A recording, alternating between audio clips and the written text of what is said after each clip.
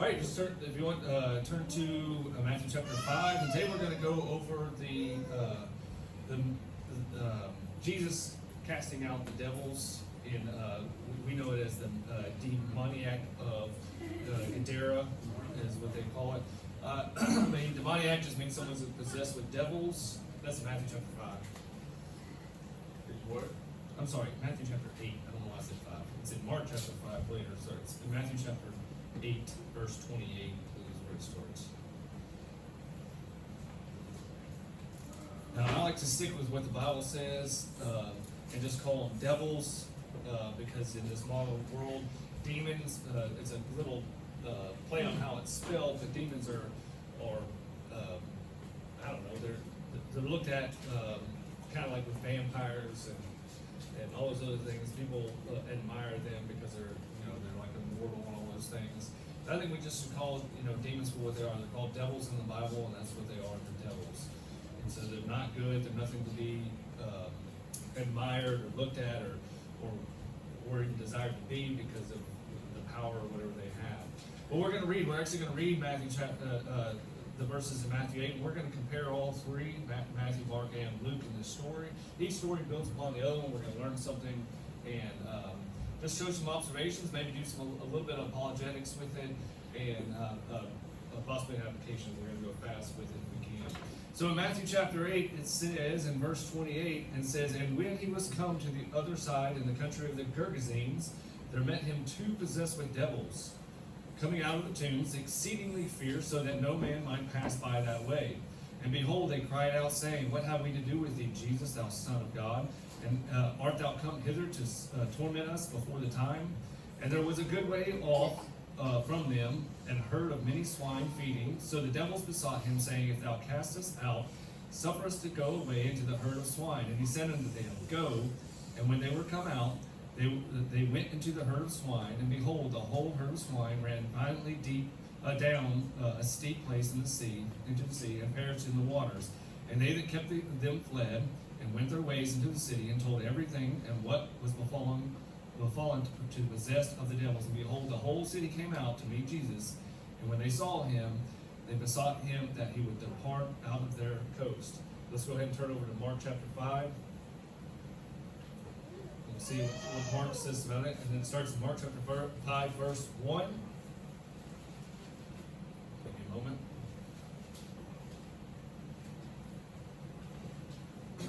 Mark is after Matthew. It says, all right, and it says in verse 1, "And they came over unto the other side of the sea in the country of the Gadarenes. And when he was come out of the ship, immediately there met with him out of the tombs a man with an unclean spirit, who had his dwelling among the tombs, and no man could bind him, no, not with chains, because that he had been often bound with fetters and chains, and the chains had been plucked asunder by him, and the fetters broken in pieces, neither could any man tame him. And always night and day he was in the mountains and in tombs, crying and cutting himself with stones. But when he saw Jesus afar off, he ran and worshipped him, and cried with a loud voice, and said, What have I to do with thee, Jesus, thou Son of the Most High God? I adjure thee by God, that thou torment me not. For he said unto him, Come out of the man, thou unclean spirit. And he said unto him, What is thy name? And he answered, saying, My name is Legion, for we are many. And he besought him much that he would not send them away out of the country. Now there was there nigh unto the mountain a great herd of swine feeding, and all the devils besought him, saying, Send us into the swine, that we may enter into them. And forthwith Jesus gave them leave, and the unclean spirits went out, and entered into the swine, and the herd ran violently down a steep place into the sea. There were about 2,000, and were choked into the sea. And they that fed the swine fled, and told it in the city and in the country. And they went out to the sea what it was that was done. What it was that was done. And they come to Jesus, and see him that was possessed with the devil, and had the legion, sitting and clothed, and in his right mind. And they were afraid. And they that saw it told them how it befell to him that was possessed with the devil, and also concerning the swine. And they began to pray to depart out of the coast. And when he was come to the ship, he that had been possessed with the devil prayed him that he might be with him. Howbeit Jesus suffered him not, but said unto him, Go home to thy friends, and tell them how great things the Lord hath done for thee, and hath compassion on thee. And he departed and began to publish in Decapolis how great things Jesus had done for him, and all men did marvel. And lastly, let's go to Luke chapter 8. We have one more. It's 8 verse 26 is where it starts. One more description of this story. In Luke 8, verse 26, it says, "And they arrived in the country of the Gadarenes, which is over against Galilee. And when he went forth to land, there met him out of the city a certain man, which had devils long time, and wear no clothes, neither abode in any house, but in the tombs, where he saw Jesus. He cried out and fell down before him, and with a loud voice said, What have I to do with thee, Jesus, thou Son of God Most High? I beseech thee, torment me not. For he had commanded the unclean spirit to come out of the man, for oft times he had caught him, and he was kept bound with chains and in fetters, and he brake the bands, and was driven of the devil into the wilderness. And Jesus asked him, saying, What is thy name? And he said, Legion, because many devils were entered into him. And they besought him, they would not command them to go out into the deep. And there was there an herd of many swine feeding on the mountain, and they besought him that he would suffer them to enter into them, and he suffered them. Then went the devils out of the man and entered into the swine, and the herd ran violently down a steep place into the lake, and were choked. When they that had fed them saw what was done, they fled and went and told it in the city and in his country. Then they went out to see what was done, and came to Jesus, and found the man of whom the devils were departed, sitting at the feet of Jesus, clothed and in his right mind. And they were afraid. They also which saw it told them by what means he that was possessed of the devils was healed. Then the whole multitude of the country of the Gadarenes round about besought him to depart from them, for they were taken with great fear. And he went up into the ship and returned back again. Now the man out of whom the devils were departed besought him that he might be with him. But Jesus sent him away, saying, Return to thine own house, and show how great things God hath done unto thee. And he went his way and published throughout the whole city how great things Jesus had done unto him. And that's where it ends in that story. So we just went through that story 3 times, each time adding a little bit more description of what happened. So we have, before this story, you have Jesus who he got on a boat with his disciples, and he was on the Sea of Galilee, and he's traveling. Now, during this trip, he fell asleep. He went to sleep, and a great tempest came about, a great storm came, and they went and woke up Jesus, and they were afraid. And he even asked them, ye of little faith, because of their fear. And Jesus commanded that the wind and the waves obeyed him, and they marveled at what manner of this, that even the wind and the water does obey him. So he did this great miracle. And then, so he was on, and this is a map here, so he was coming across from Galilee, you can see here, and he was coming across the Sea of Galilee. Now, the Sea of Galilee is about 8 miles across and about 13 miles long. So he was coming across the Sea of Galilee to the area of the Gergesenes, or the Gadarenes, and it's pretty much the same thing.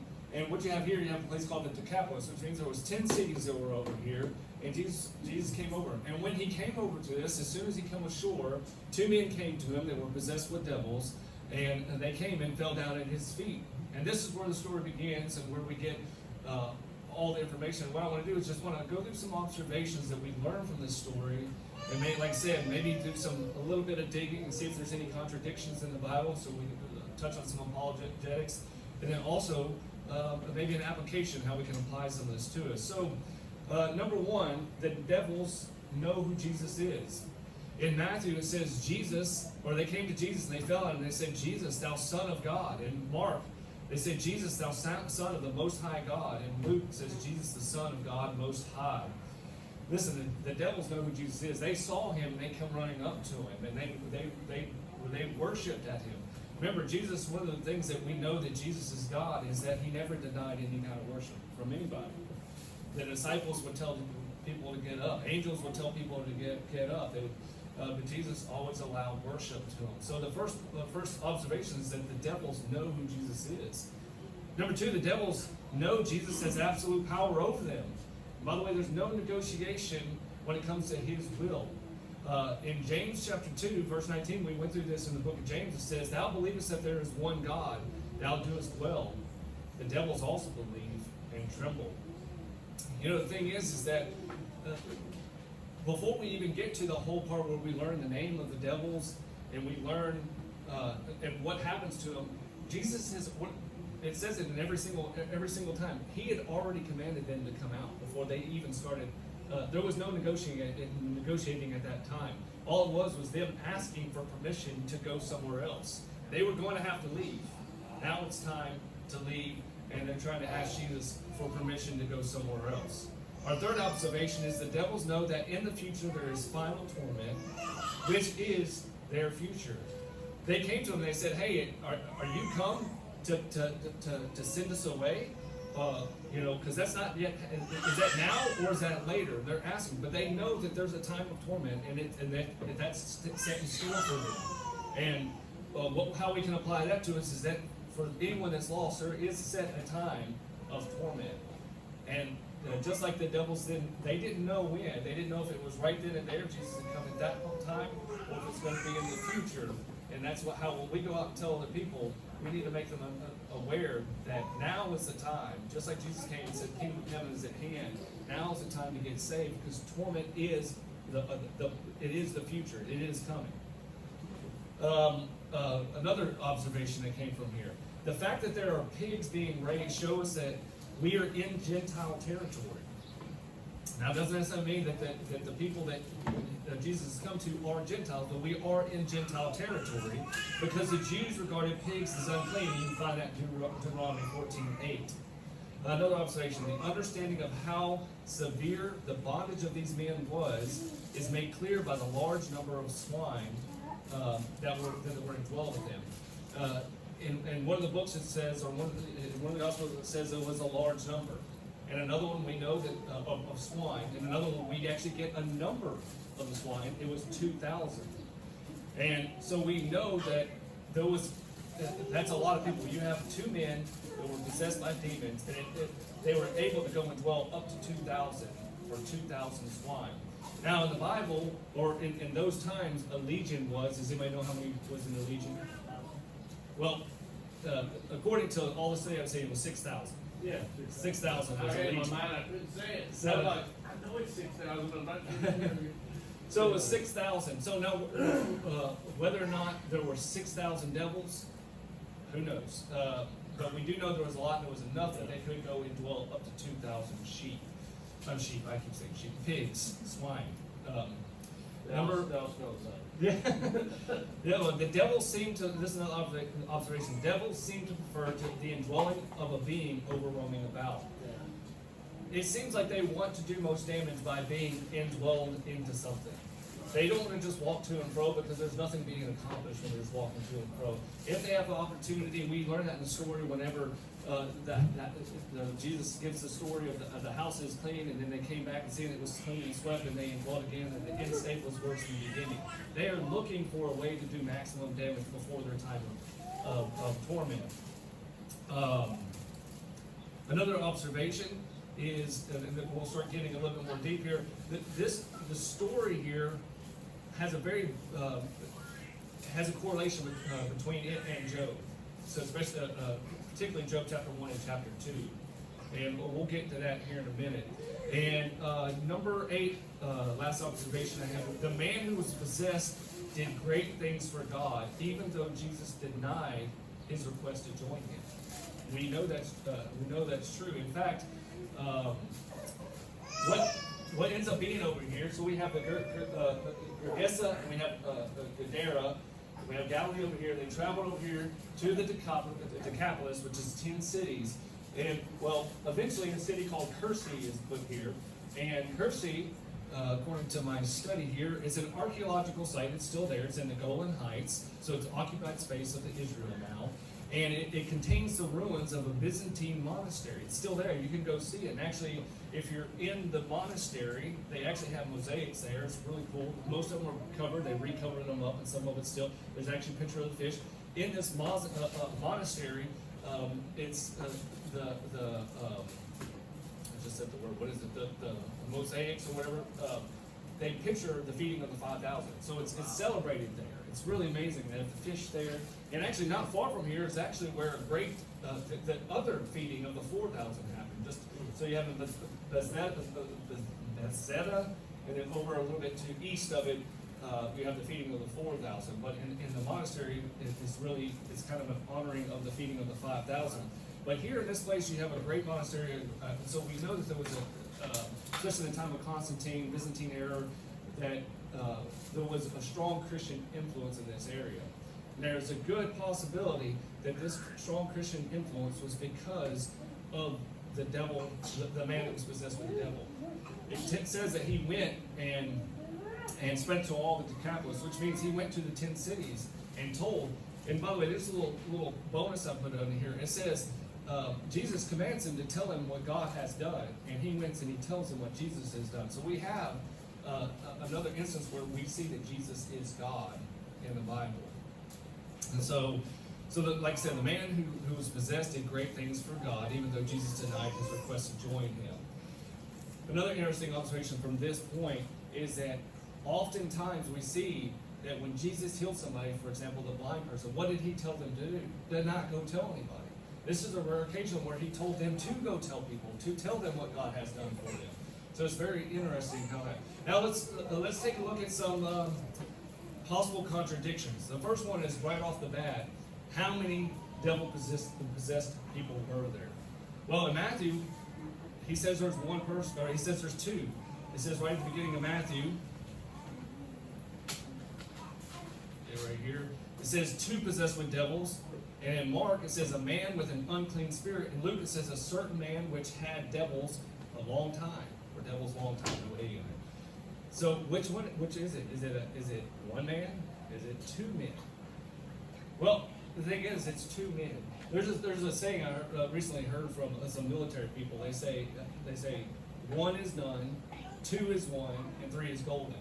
So we see here is that Matthew chose to focus on, he chose to kind of do an overview of the story, and Mark and Luke choose to go into greater detail. There were two people there. Now, this is my opinion. This isn't doctrine or anything like that.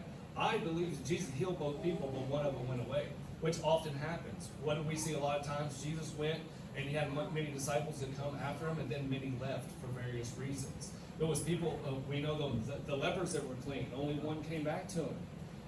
The same type of thing happened here. One man stayed, and one man was used of God later for that.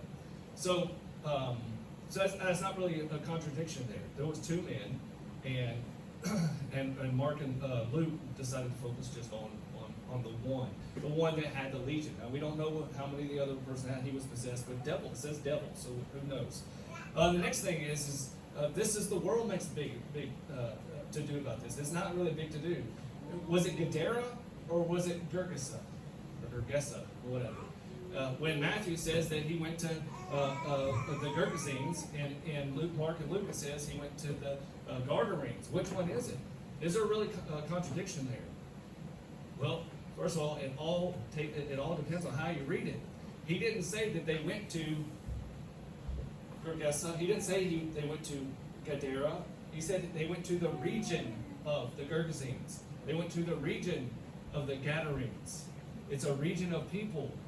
And by the way, in Luke it says, which is over against Galilee. So he actually names a place there. So we know that they're not ignorant of what they're talking about. They're talking about a place. They're talking about a region. The thing is like if somebody asks you that's not from here and they say, hey Matthew, where are you from? I say Nashville. I do not live in Nashville. I live in Lebanon. Same thing with here. You say you live. Now, if someone comes here to church today in just a few minutes, they say, hey, Matthew, where are you from? I'm not going to say Nashville. I'm going to say I'm from Lebanon, Tennessee. So that's basically how you have to think about it, is that it's a region of people. The argument here is that if Jesus came over here and he went, and the two disciples, they said Gadera. Well, Gadera is like 30 miles south of the Sea of Galilee. There's no coast. There's no tombs for them to run, for the sheep to run down in. And as we know, Kersey is just right here below Gergesa, where the tomb is, where the tombs are above the monastery. You can still see them, probably where the possessed men were. And you can see the hill. But there's still a couple other things you have to think of. It doesn't matter where this took place. We do know that the Bible says that the swine were afar off. It says they were at the base of a mountain. So they were even a ways off. You can see sheep. Obviously, you're not going to see them 30 miles away, but there's no telling. But you can see 2,000 sheep off at a distance. So it doesn't matter where they were. We just know that there's no contradiction in the area. It was a region of people, either known as the Gadarenes or the Gergesenes. And by the way, where do we get Gad from? Gad, one of the children of Israel. And so that's what the area was known for. And so possibly Mark and Luke were speaking more for the Jewish understanding where they were. So I mean, those are a couple of the contradictions. There's really no contradiction there. It's just really doing some further study into it and understanding what the Bible says. And the biggest one is it's kind of like in when you're looking at Acts and they use the word Easter, you know, instead of the word Passover again. Well, you just look at the words before it. It was after the day, you know, the days of unleavened bread, so they already had the Passover. The same here. They're saying the region of. They're not saying the area of or the place of. Let's see. Come on, a little time. Let me see. What is another? Get my thoughts here. So that's basically the only. Oh, here's a good question. Here's a question that's most often brought up about it. Why did Jesus allow the devils to go into the swine? This is what makes this story weird is that he just cast out all these devils and they go into swine. And by the way, in Luke it says, "Don't cast us into the deep." So they're talking about the deep. Normally, when we talk about the deep, in fact, there's a cartoon, a lot of information on it that Parker likes to watch called The Deep, and it's just about being under the water and in the ocean and stuff like that. I think they're talking about the abyss, casting them out to the abyss or to like the bottomless pit. That's what they're talking about. But here's where the story, this is where I was getting to, where the story has a lot to do with the book of Job. Jesus knew what was going to happen. He knew it was going to happen, and the thing is I think this was all part of the thing. Now, part of what was supposed to happen for the people in that region. He wanted to reach those people, and he was giving them a choice. What did Jesus come here to do? He came to save the sick and the lost. You know, he talks about how, people who aren't sick, they don't need a physician. He came to heal those. Well, the thing is, he came and he presented them with an opportunity to choose him. Just like the wealthy person that came, or the scribe that came to him and wanted to follow him, and he said, foxes have dens and birds have nests, and some man doesn't have a place to lay his head. Well, it's the same thing. He's presenting them with a possibility, and he's doing it in the form of their income and their money. A lot of people think that he came here and he came to punish the Jews. I don't think that was a possibility. I do think, this is my personal opinion, that the area was occupied by Jewish people who were living in a Greek area, and they departed from their Jewish customs or their commands, which was to stay away from the eating and touching and raising of swine. And that was their income for the area, for the Decapolis area. And getting rid of 2,000 swine is going to be a big deal for them. And what I think happened, let's just go back, I'm going to go back into Job chapter 1.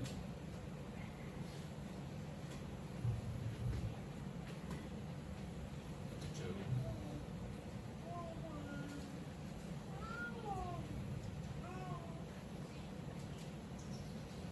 Let's see what verse I have here. Verses 6 through 12, it says, in Job chapter 1, 6 through 12, it says, "Now there was a day when the sons of God came to present themselves before the Lord, and Satan came also among them. And the Lord said unto Satan, Whence comest thou? Then Satan answered the Lord and said, From going to and fro in the earth, and from walking up and down in it. And the Lord said unto Satan, Hast thou considered my servant Job, that there is none like him in the earth, a perfect and an upright man, one that feareth God and escheweth evil?" That eschew just means hates evil. Then Satan answered the Lord and said, Doth Job fear God for naught? Hast thou not made a hedge about him and about his house and about all that he hath? On every side thou hast blessed the work of his hands, and his substance is increased in the land. But put forth thine hand now, and touch all that he hath, and he will curse thee to thy face. And the Lord said unto Satan, Behold, all that he hath is in thy power. Only upon himself put not forth thine hand. So Satan went forth from the presence of the Lord. Then in chapter 2, starting with verse 1, it says, "Again, there was a day when the sons of God came to present themselves before the Lord, and Satan came also among them to present himself before the Lord. And the Lord said unto Satan, From whence comest thou? And Satan answered the Lord and said, From going to and from in the earth, and from walking up and down in it. And the Lord said unto Satan, Hast thou considered my servant Job, that there is none like him in the earth, a perfect and an upright man, one that feareth God and escheweth evil, and still he holdeth fast his integrity, although thou movest me against him to destroy him without cause. And Satan answered the Lord, and said, Skin for skin, yea, all that a man hath will he give for his life. But put forth thine hand now, and touch his bone and his flesh, and he will curse thee to thy face. And the Lord said unto Satan, Behold, he is in thine hand, but save his life. So Satan went forth from the presence of the Lord, and smote Job with sore boils in the sole of his foot, and to his crown. So what does this correlate? I believe, once again, you can't talk, let me do this. Everybody, going through this little study, I had a whole other thing I wanted to go over, but I came through this and I decided to do some study, and I just kept coming. Everybody wants to find a contradiction in the Bible, especially the world. They want to, is it Gadera? Is it Gergesa? Is it one man? Is it two man? The thing is, if God gave us all the answers, why would we need faith? And the Bible says, without faith, it is impossible to what? Please Him. If we had all the answers, why would we need faith? The thing is, God is going to give us the answers as we ask for them. He gives it to all men liberally that ask what for wisdom.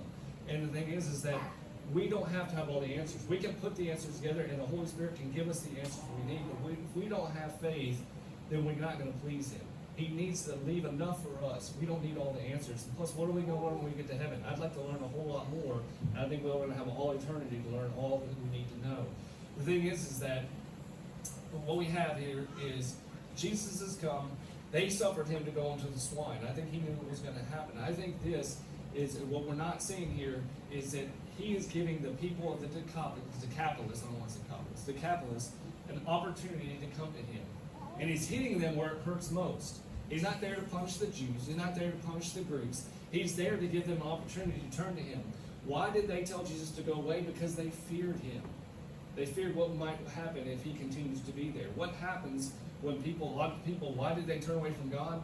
Because they're not afraid of what they don't know. They're afraid of doing what they do know. Hey, if I get saved, I'm going to have to change my life. Hey, if I start following Jesus, I'm going to have to refrain from doing this from now on. I can't live this way anymore. And they had to make a decision, and Jesus gave them that decision. Now, thankfully, just like Jesus, when He left, He sent a comforter. He left, which I think is kind of a picture of the Holy Spirit, this man whose life was changed, and he went around and to the whole Decapolis, not just Gergesa or Gadera, he went to the whole Decapolis, spreading what Jesus and what God had done for him. And that's the thing. I think the story is a great picture of how Jesus gave the people in that area a decision to make. Give up what they have and follow Him. There's so much more in the story I would love. I mean, there's a whole lot you could say about the demon-possessed man or the devil-possessed man, about his life. He probably had a family. He probably lost it all. He was cutting himself. He was naked running around. I mean, there's so much. And the thing is, and the last point I'm going to say about this is that Jesus left him with nothing. I don't know how long Jesus was there. Obviously, He was there for some time for all the people to come to Him. Jesus may have taught him a little bit. But what did He have that He went around and told the people of the Decapolis? He told them His testimony. Just like the song, I was blind, but now I see. He just went around telling what God had done for him. And the country was changed because of that. So that's the story. You don't have to know the Bible. I know a lot of people like to quote the Bible and say we have to always be ready to give an answer of the hope of the faith is in us. That doesn't mean we need to go around and debate our way. That doesn't mean we need to know how to change every Roman Catholic, every Buddhist, every Hindu person. What it means is that we need to be able to tell people why exactly God has made a change in our life. That's it. He came and saved my soul, and He can do the same for you. That's what this maniac did, or the demoniac did in Gadara, is he went around and told what Jesus could do for him and what He can do for you. That's it. That's a cool story. Great lesson. That's really good. We get tied up in some small things sometimes, and God's already solved that. We just have to move on from it. You know what I mean? We get into, I call that in business, Matthew, analysis paralysis. Yeah. But you don't get anything done. You keep staying on that little stuff that you don't, but that's a really good example of that. In fact, I follow a couple people on Facebook, and they're King James only pages. And every day it's only, well, you got to keep the Sabbath, you know, blah blah blah. And Paul kept the Sabbath 84 times. So I mean, I'm like, they just, What about what is it? Yeah, what does it have to do with it? Why are we going back and forth?